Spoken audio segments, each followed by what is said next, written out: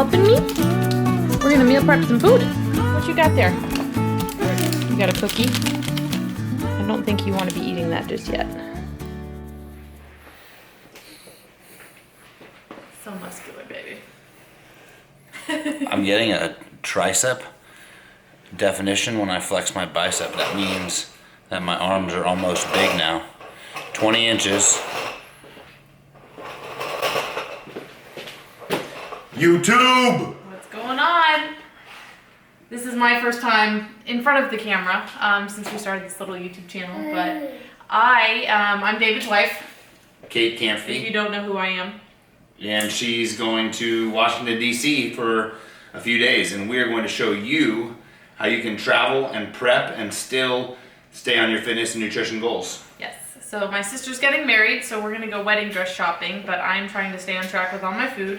So first thing you need is your scale, and then we have a bunch of food prepped here. We have chicken, some lean ground turkey on the stove. I have some bison, and then I have my zucchini, broccoli, and then some cooked rice, sweet potatoes, and then I have more sweet potatoes cooked over here. So the first thing you can do is just get all that stuff prepped. I was actually able to prep most of this.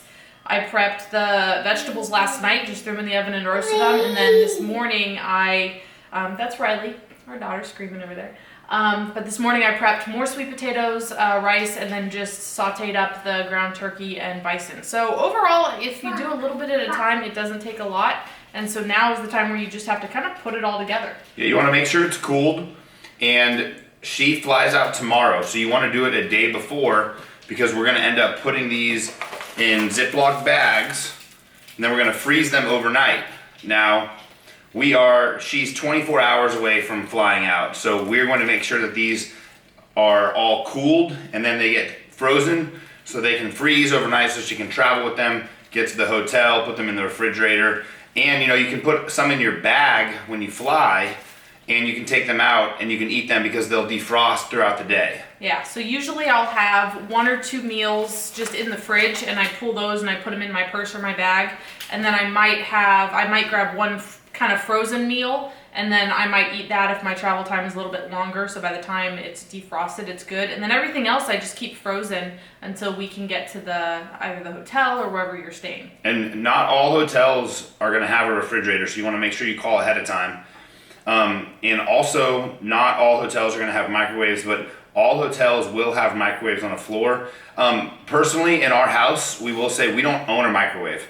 We have a little toaster oven, and we heat stuff up on the stove, but we don't have a microwave. I'm 32 years old, and I've actually never lived in a home that had one, so I'm actually proud of that. I have. Pure blood, no microwave, right here. Boom. So she likes to use a microwave, so just so you know, when you travel and if you're someone who likes to use one, first off, the rule for microwaving is do not put it in plastic when you microwave it. But if you do travel, there's always a floor at a hotel typically that has a microwave. If it's not in your room, the floor will have one. And gas stations have microwaves. So you can find them at gas stations, and sometimes around the airport you can find them. You just have to search. And if you're driving and traveling, I always say that God's microwave was putting it on your dashboard. Yeah. Just keep it up there, especially if you're in the great sunshine state of Florida. 45 minutes to an hour. Perfect. And I have to go, based on what he said, don't put it in plastic. I actually will sometimes bring just one of our regular bowls. Just one. And I'll microwave my food in there. And I usually I'll bring my own sponge and dish soap, so that when I'm traveling, I'll rewash my Tupperware or rewash my bowls, so that I don't have to constantly be putting stuff in plastic and getting those harmful chemicals seeping into my food. She also does that with a shaker cup. Yeah. So, we bring a lot of the stuff that we need with us, so that you're not, trying to make last minute fixes. We bring protein powder. She'll have all of this food prepped out. And then another thing that Kate does, and she's excellent at doing, is when she travels, she always looks up restaurants and always looks up things so that she can know what to eat, where she's going, and be prepared so she can stay on top of her goals and still enjoy traveling with her mom and sister. Yeah. All right, so let's get started. So first thing I'll do, I'll turn on the scale, and you can bring your scale with you too, but I don't like to deal with measuring things out usually when I'm on the road, so I just like it all. So I'll put my one bowl that I'm going to reuse to kind of just measure everything, Stick that on there. And I start with my proteins first. And we want 3.5 ounces of chicken.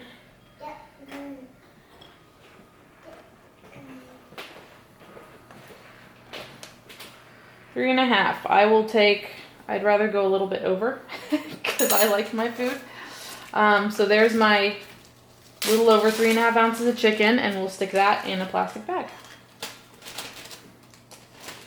And then next I'm gonna do, the easy part is rice, because I can just measure that out. I don't have to measure it on the scale. So for this one, we just want 1/2 cup of rice, which I cooked in bone broth earlier. Bone broth that we get from the crock pot when we do our chicken. And then we're just gonna add some veggies. So in this meal, she weighed out 1/2 cup of rice. She weighed out 3.5 ounces of chicken, and vegetables, you can put as much as you want to feel satiated. Too much vegetables, you might feel a little bit bloated, but not enough vegetables, you're missing out on vitamins, minerals, and good fiber. So there's one meal ready to go. So I'm gonna make a couple of these, and so for the first day, because my breakfast I'll bring like oats, I'll bring some dry oats, and then for my meals 2, 3, and 4, I'm gonna have them from a baggie. And so I'm gonna make 3 more of these, and then 2 or 3 more of those, and then I'm gonna stick them all in a gallon. And then that's my meals for one day. And so since I'll need meals for at least 2 days, I'm gonna have 2 full gallons, and I call it the gallon baggie method. So I'll have 2 full gallon bags of food, and these 2 I'm just gonna throw in the freezer. And then I'll have 2 or 3 meals out and in the fridge so that I can take those when I hop on the plane tomorrow. So let's prep.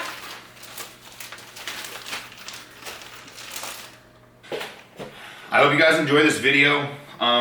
You know, we are extremists. I'm 255 pounds and have less than 8% body fat, and I live like this.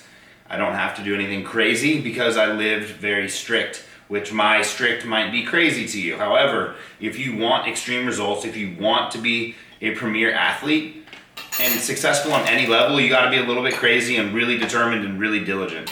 So I don't apologize for being extremely hard on myself when it comes to my goals and putting myself in a position to accomplish them by prepping ahead of time. So for everyone out there, for all of our clients, for people that want to have a better travel experience, you can enjoy the process and still be successful with your goals, but you have to make it a priority. This is not by accident. We spend time, we make this, we put it in the freezer. If you have a family, it's going to be even harder. You're going to have to prep more food. However, what is hard? Going out there and traveling and eating unhealthy and feeling like crap and coming back and feeling guilty and bad about it, that's also hard. This is also hard, but this hard is sacrifice for today to make tomorrow easier. That hard is excuses for today to make tomorrow easier, and that's weakness.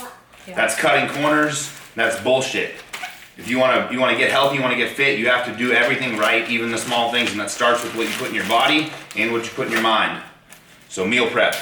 And I have to say, he lives his life, he really does live his life this way. He's eating healthy all the time, and so when we go out to eat, the choice for us is eating unhealthy. We choose to eat unhealthy so that we can enjoy it when we do. I don't feel bad if I have a burger. It's not a choice to eat healthy because we've made this normal. So whenever we go on trips, this is now a normal part of our routine. You know, we bring a cooler. I call ahead at restaurants. I call ahead and ask if they have a microwave. You know, we do all these things just as a natural routine, and because we've created habits doing it, now we don't have to think twice about it.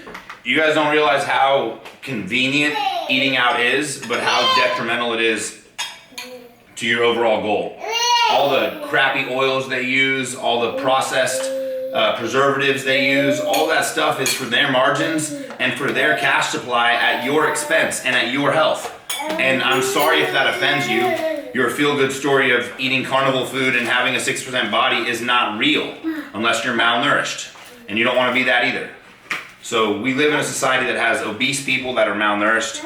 How that happens is you eat dead calories. Dead calories come from fast food and eating out. This is real food. This is alive food. We cooked it. It's perishable. And that's why we look good. That's why we eat good. That's why we feel good. You can do this too. Just takes planning and prioritizing. Yes. We're out. All right. Boo! Are you saying boo? This is what happens when you're trying to film. Boo! Boo! And you have this little one. Say hi. You say hi to YouTube. Hi. Hi. She's just having fun going crazy. All right. So, here we are. We have, don't touch the camera, silly goose. So I have 1 gallon here. This has 4 meals in it. And then I have the other gallon here. This has also 4 meals in it. And so squeeze all the air out, and then I'm going to toss these 2 in the freezer. And then I have these 2 meals that are prepped, and I'm going to stick these in the fridge, and I'll take this with me on the plane. You can take prepped food with you through TSA. The only thing you can't take are obviously liquids, gels. They'll stop you if you have something like peanut butter or maybe an oil, because you can't take that type of consistency. So in that case, I'll just bring like a little thing of nuts if I need to get some fats in. Sometimes I'll even just bring an avocado, and then I can use that. So anyway, this is for the plane. These will go in the freezer, and then when I get to my sister's, I'll be able to toss those in the fridge, and then we're all set. And then I'm just gonna scoop out my measurements of dry oats, and then those I can have in the morning. So we are all ready to go. Thanks for watching.